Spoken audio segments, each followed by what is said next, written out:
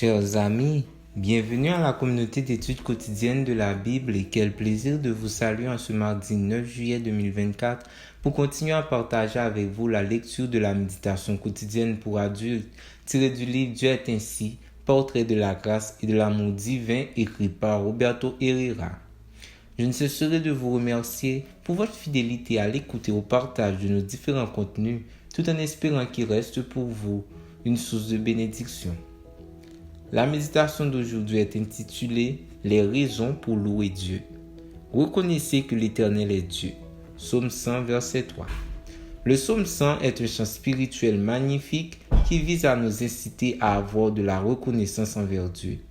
J'ai aussi appris à voir ce psaume comme un petit album de portraits de Dieu qui, en le parcourant, nous donne les meilleures raisons de lui être reconnaissant et de le servir avec joie, de nous réjouir en sa présence et de lui donner la louange qu'il mérite.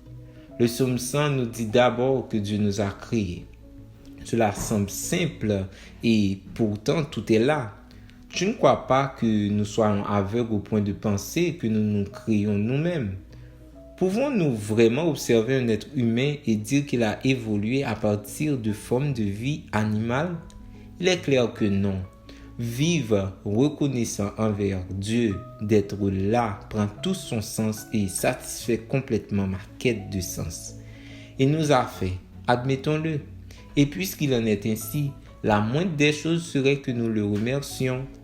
N'avons-nous pas naturellement pour nos parents biologiques de l'amour et de la reconnaissance? Il y en a en nous quelque chose qui nous dit « Ils m'ont donné la vie, je leur dois amour et gratitude ».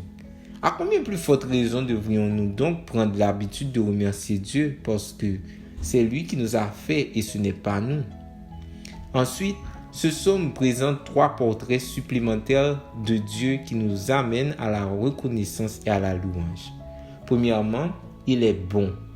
Remontez aussi loin que possible tout le fil de votre vie et essayez de trouver un incident, un moment où Dieu a été méchant avec vous. Ce n'est jamais arrivé. Il est toujours bon, même quand vos souhaits ne se réalisent pas. Quand on s'en rend compte, on doit le reconnaître devant tous et comme le psalmiste dit, l'Éternel est bon.